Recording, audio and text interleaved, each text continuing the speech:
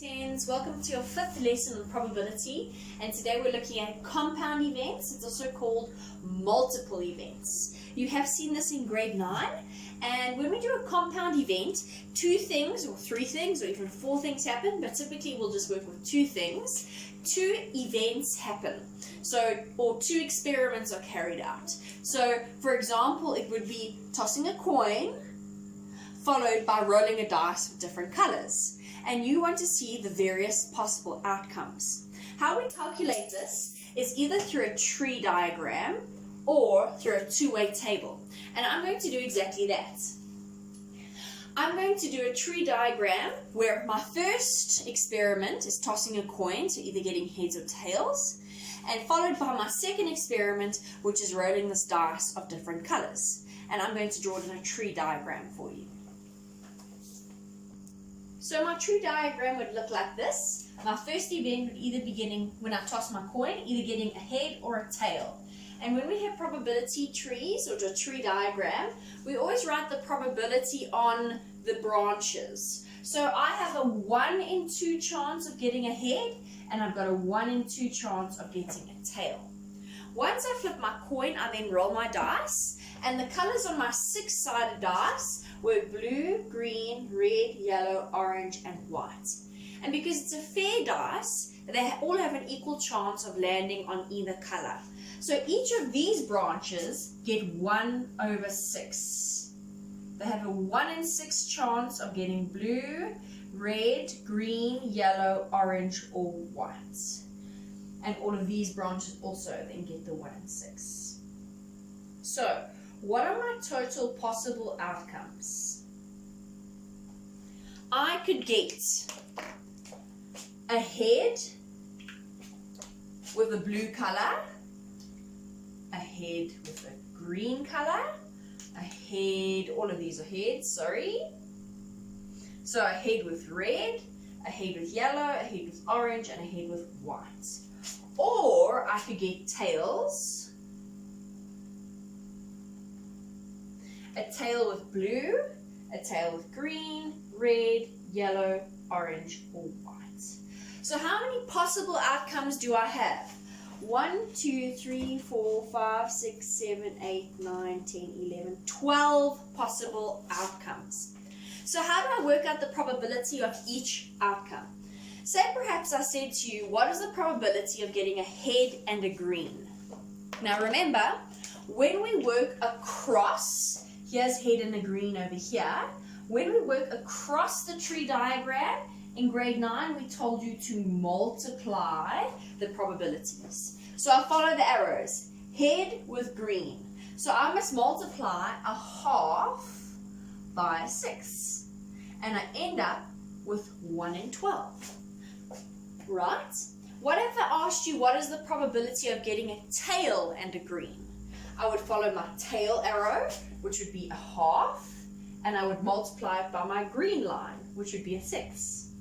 And I'd also get 1 out of 12. What happens if I said to you, what is the probability of getting green?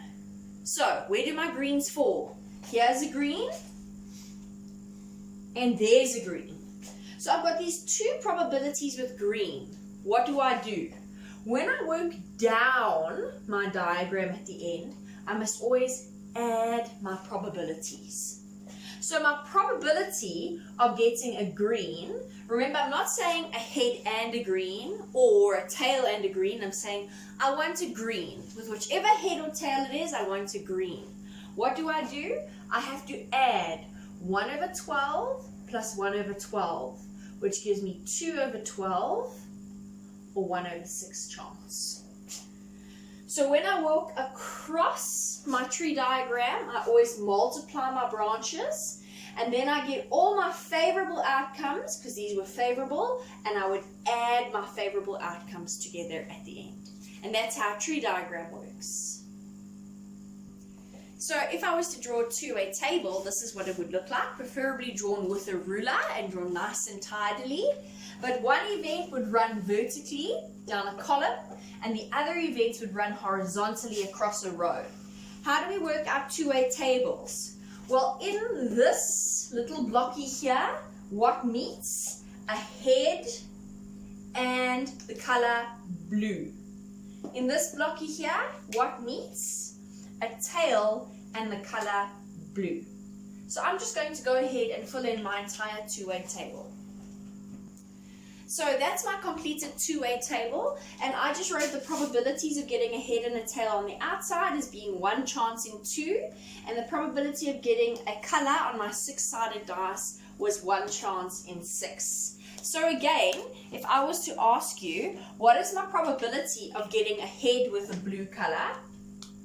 That's my blocky there, head with blue. I would multiply the head and the blue's probability. So a half with 6. So if I wanted a head with the blue, I would get a half times 1 over 6, and I end up with 1 out of 12. And if I ask you what is the probability of getting a tail and a blue, would be that blocky there, and again I'd multiply the tail's probability with the blue's probability. So a tail and a blue is a half times 6, and I get 1 out of 12. So again, if I asked you what is the probability of getting the color blue, I have 2 options to get the color blue. I've already found their probabilities. So the probability of getting the color blue would be adding these 2 probabilities, because both of these are the color blue. So I would say 1 out of 12 plus 1 out of 12, which would leave me again with 2 out of 12 or 1 out of 6 chance. And that's how a two-way table works. So your first example for today says a coin is flipped twice. What is the probability? The first question asks, what is the probability that the coin will land on tails twice? And I want you to draw a tree diagram. So if we've got a tree diagram, the coin is flipped twice, I get a head or a tail, and then after that I also get a head or a tail, and a head or a tail.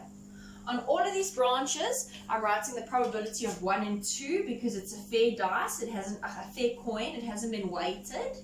So I get a 1 in 2 chance. So all my possible outcomes are a head with a head with a tail with a head, or a tail and a tail. So the question says, what is the probability that the coin will land on tails twice? So what is my favorable outcome out of all my possible outcomes? The tail and the tail is my favorable outcome for this question. So question 1, what would I say? I would say when I'm moving across, I multiply the branches. So I multiply a half. Let me just write this very nicely for you. The probability of getting a tail with a tail is a half times a half, which gives me 1 out of 4. And that's interesting because 1, 2, 3, 4 outcomes, it's 1 out of the 4 outcomes. Question 2 asks, what is the probability of getting a head and a tail in any order? So, a head and a tail. Here's a head and a tail, here's a head and a tail. There's 2 of them.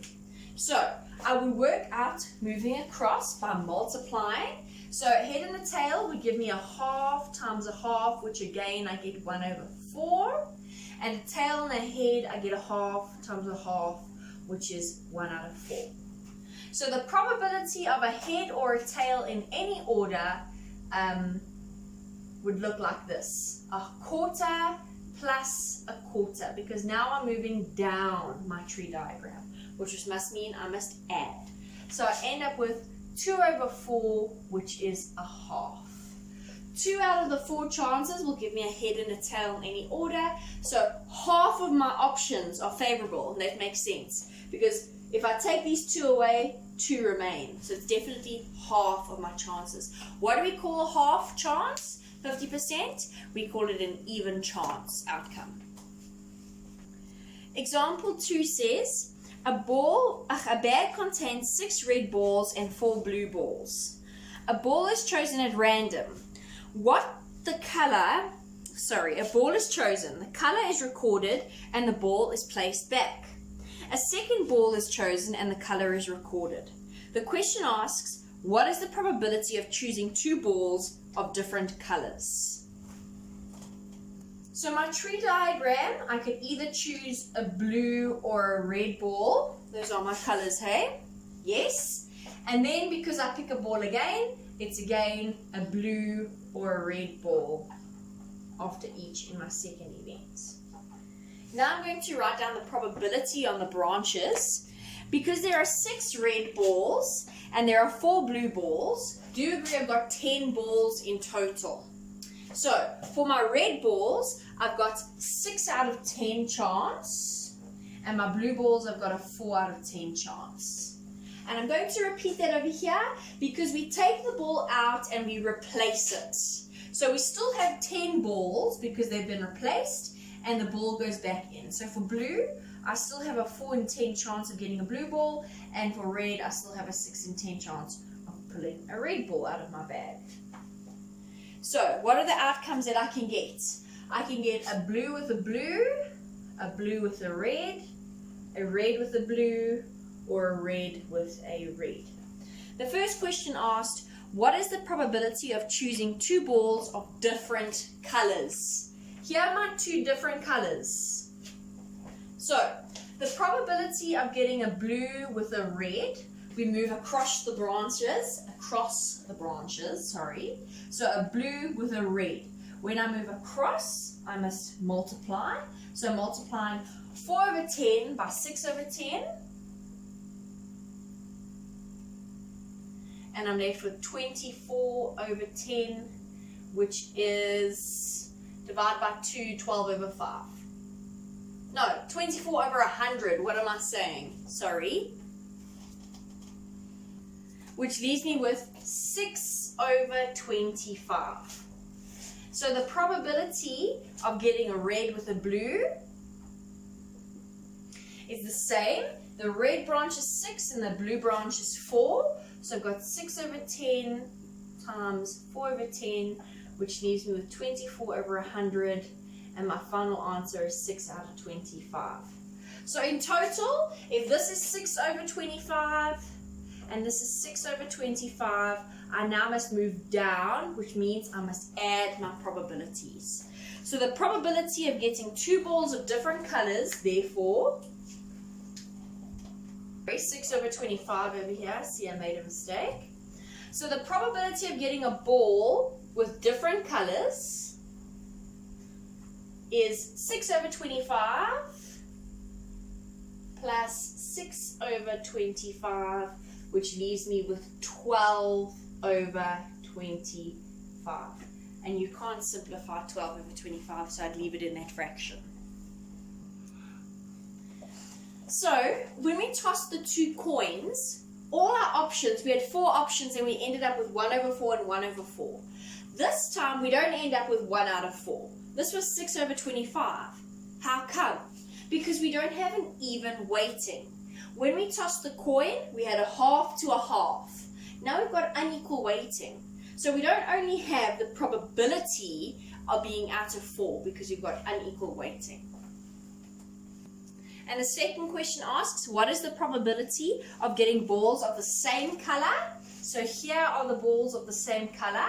So the probability of getting a blue with a blue, I multiply 4 by 4 over 10. 4 over 10 times 4 over 10, which leaves me with 16 over 100.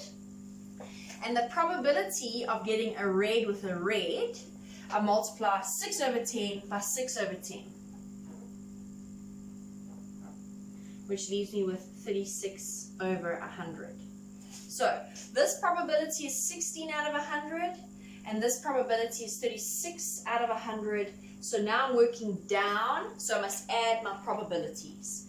So the probability of getting the same color, I need to add 16 over 100 with 36 over 100, and that leaves me with 52 over 100. And simplified, that is 13 over 25. So that is the probability of getting balls of the same color. So our next example is a two-way table, and it looks like this. You have it on your Instagram page. It says the following table shows 150 Grady Lehrmans classified according to gender and maths performance. So we have males and females. 63 males passed, 70 failed. There's a total of 70 males. Females, 72 passed, 8 failed. There's a total of 80 males. In total, I have 150 kids. In total, I have 15 kids that failed, male or female. And in total, I have 135 kids, male or female, that passed. The first question says, if a learner is randomly selected from this group, what is the probability that the learner is a male? So the probability of getting a male. Do you agree? Male would be the total. So I have 70 out of 150 options because there's 150 kids. And 70 divided by 150 comes to 7/15. The next question asked, what is the probability if the learner passes? So the probability of passing. There are 135 kids that passed out of 150. So 135 divided by 150 because there are 150 kids in total. And we end up with 9/10. That's 90%, right? Is that more likely or less likely to happen if you have to think about your probability scale? So B says, A3 says, determine the probability that it is a male, and passes. I'm talking about an intersection. So my males and passing, what do they have in common? So it's, here's my males, here's my passing. If I'm thinking of a Venn diagram, what do they have in common? They've got 63 because it's an intersection. So a male and passing is 63 out of 150. That's the probability of getting a male that passes. Asks, what is the probability of getting a female or passes? So the probability of getting a female or passes, this is a union, so it's all together. So if I ignore these little dots here, and I now relook at this, female would be here and here, and passing would be here and here. Now because it's in total, I must add everything together, but I must minus the intersection because I can't count this twice, even though there's 2 dots. So what do I add together? I add 63 plus 72 plus 8 out of 150. So 63 plus 72 plus 8 out of 150. Which gives me 143 out of 150, and that can't be simplified. So this was my and, my intersection, if I was thinking of a Venn diagram, and this was my or, the in total. Remember, or comes with a formula. It's the probability of females plus the probability of passing minus the probability of their intersection, females and passing.